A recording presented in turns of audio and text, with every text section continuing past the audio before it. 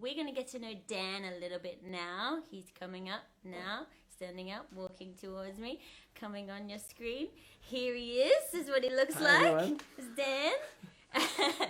So lots of people might not know you, Dan, because you guys joined Soma and then we had the pandemic, and we would love to get to know you a little bit. So could you tell us about yourself?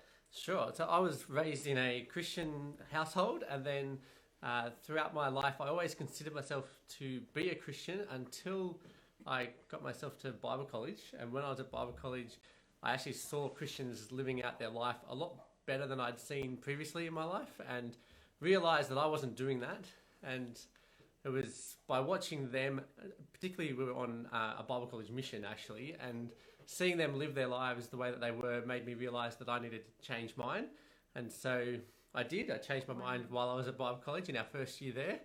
And so I then finished Bible college a couple of times, and then got a job teaching the Bible at Christian schools for a while, and now I'm actually deputy principal at another school.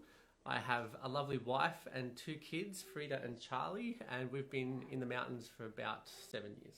Yeah, cool.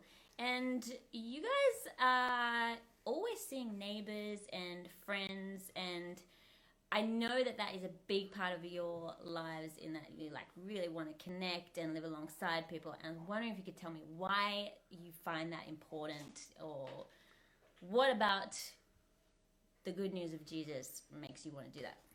Yeah, sure. So obviously, part of us being human is also the need for community. I think God built us for that, and that's part of us being in the image of God. Actually, is God is community on His own in the trilogy, and that's therefore part of who we are as the image of God.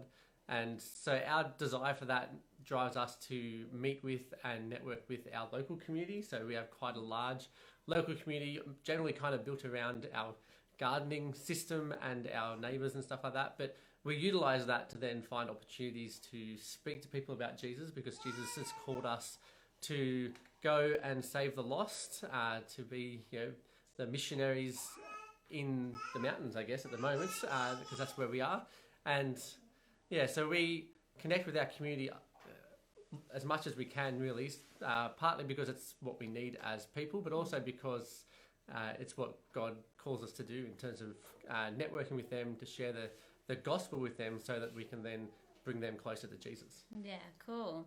And I know that opportunity crops up a fair bit with Charlie. Hey, he likes to pray for his friends, and yeah, Charlie's really cool. Charlie really has a heart for Jesus, I think, because he's 7. He's 7. Yeah, yep. And he often will pray for his friends. So we kind of homeschool as well. So we have quite a network of kids that he connects with that way, and he prays for them, and he often asks them whether or not they follow Jesus, and then why not, and then that'll then stimulate into parental conversations of what Charlie's believing, and us explaining why his friends may not believe that, and how the world might see things differently to the way we see things, but we know that we have the truth in Jesus, and so we try and make sure we're sharing things that way.